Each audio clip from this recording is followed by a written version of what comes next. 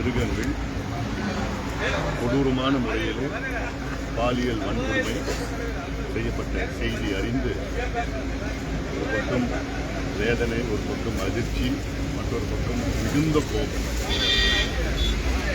அன்றாடம் தமிழ்நாட்டில் இது போன்ற சம்பவங்கள் நடந்து கொண்டிருக்கின்றன. அது வெளியில் வராத ஒரு சூழல்.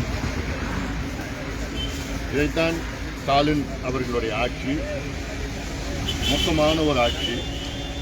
சட்டம் ஒழுங்கு கிடையாது. சிறு குழந்தைகள், குறிப்பாக பெண் குழந்தைகள் 4 வயது, 8 வயது, 12 வயது, 16 வயது குழந்தைகளுக்கு பாதுகாப்பில்லை.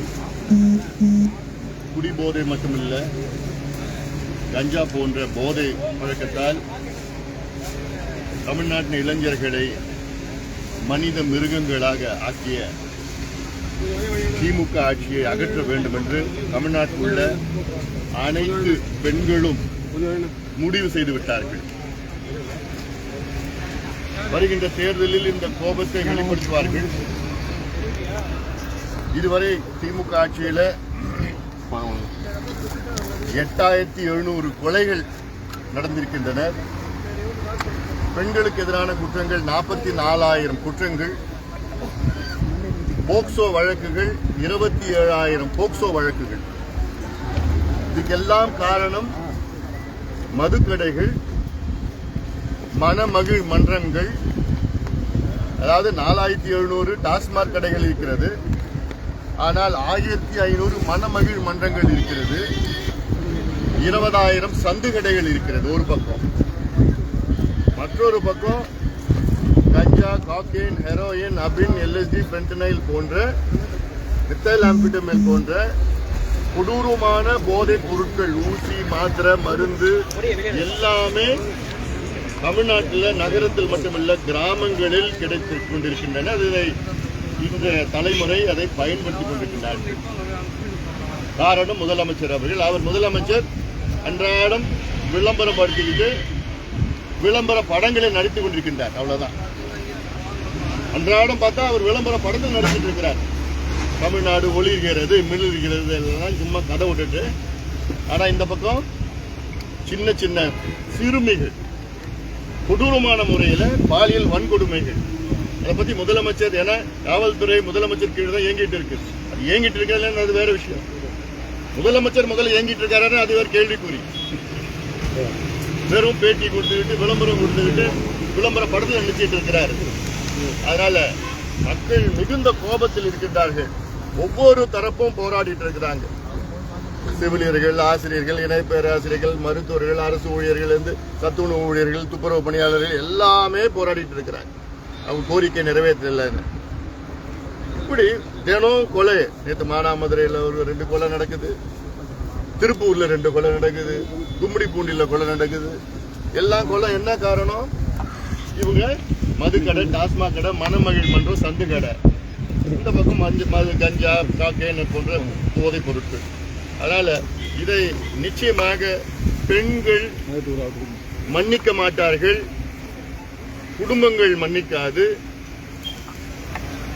ஒரு நிலையற்ற ஒரு சூழல், திறமையற்ற ஒரு அரசாங்கம், கடன் தொல்லையால் தவிர்த்து கொண்டிருக்கின்ற தமிழ்நாடு. இன்னைக்கு இந்தியாவிலே அதிக கடன் வாங்குற மாநிலம் தமிழ்நாடு தான். இந்தியாவிலே அதிக வட்டி கட்டி கொண்டிருக்கிற மாநிலம் தமிழ்நாடு. ஆனா கடனை வாங்கி என்ன பண்ணீங்க? சென்னையில் ஒரு பிளைஓவர் கட்டினாங்க, மத்திய கைலாஷ் பிளைஓவர் கட்டி 2 நாள்ல பார்த்தா 100 இடத்துல மேடு பள்ளமா ரொம்ப மோசமா இருக்கு. அதே போது ரைட் ஆங்கிள் 90 டிகிரில பிளைஓவர் யாராவது கட்டுவாங்க? அதுவும் ஐஐடிக்கு எதிர்க்க. அந்த ஐஐடி வச்சுக்கிட்டே அது விசாரணை நடத்தணும். யார் கட்டினா, எப்படி கட்டினா, அவங்கள பிளாக் லிஸ்ட் பண்ணி யார் இது அனுமதி கொடுத்தா அவங்க மேல நடவடிக்கை எடுக்க.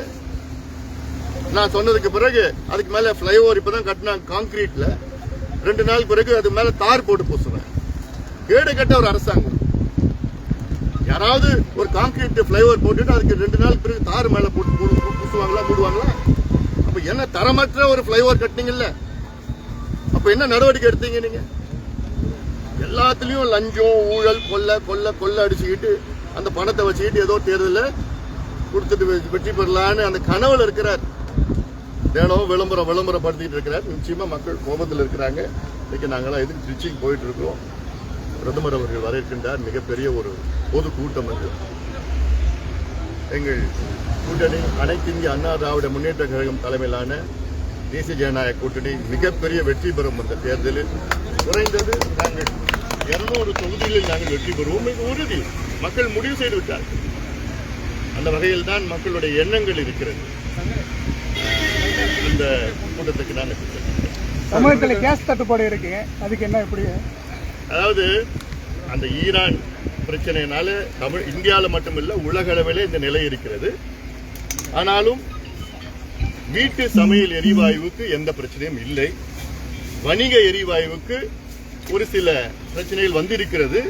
அதை சரி செய்து கொண்டிருக்கின்றது மத்திய அரசு. அதே வேளையிலே நாங்கள் ஆட்சிக்கு வந்தால் ஒவ்வொரு கேஸ் சிலிண்டருக்கும் 100 ரூபாய் நாங்கள் மானியம் கொடுப்போம் என்று சொன்ன திமுக என்னாச்சு? உங்களுடைய உத்தரவாதம் என்னாச்சு? உங்களுடைய பொய்யான வாக்குறுதி என்னாச்சு? இந்த நேரத்தில் கொடுக்கல. நீங்க 100 ரூபாய் நாங்க ஆட்சிக்கு வந்தா 100 ரூபாய் ஒவ்வொரு சிலிண்டருக்கும் நாங்க மானியம் கொடுப்போம்னு சொன்னீங்களே, இந்த நேரத்தில் நீங்க கொடுங்க. நிச்சயமா இந்த பிரச்சனை இது அசாதாரண பிரச்சனை இப்ப சூழல் இருக்கிறது.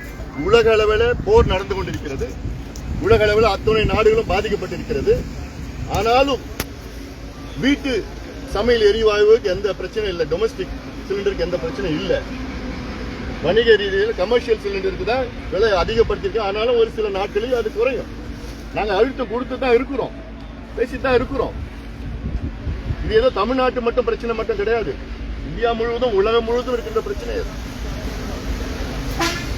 சார், உத்தரப்பிரதேச ஹரிஷ் ராணா அப்படிங்கிறது வந்து அது உயிர்கொல்லி சிகிச்சை, அதாவது ஒரு மூளை சலவடைஞ்சு இதாக இறந்து இருக்காரு சார். அது வந்து கருணை கொலை பண்ணலாம்னு மனு கொடுத்துருக்காங்க. உச்சநீதிமன்றம் தீர்ப்பு வழங்கியிருக்க கொடுக்கலாம்னு சொல்லி அதை பற்றி அதாவது முதல் முறையாக உச்சநீதிமன்றம் ஒரு தீர்ப்பு வழங்கியிருக்கிறது. இந்தியாவில் அப்படி ஒரு சட்டம் கிடையாது. இந்தியா மட்டும் இல்லை, பல நாடுகளில் அப்படி சட்டம் கிடையாது. அது வந்து அது மனிதாபிமான அடிப்படையில் உச்சநீதிமன்றம் அதை தீர்ப்பு வழங்கியிருக்கிறது. அந்த தீர்ப்பை நாங்கள் பரிசீலனை பிறகுதான் நாங்கள் இந்த கருத்தை சொல்ல முடியும். ஆனாலும் இது மனிதாபிமான அடிப்படையில் கொடுத்தது. அதை வந்து உச்சநீதிமன்றம் கொடுத்திருக்கிறது.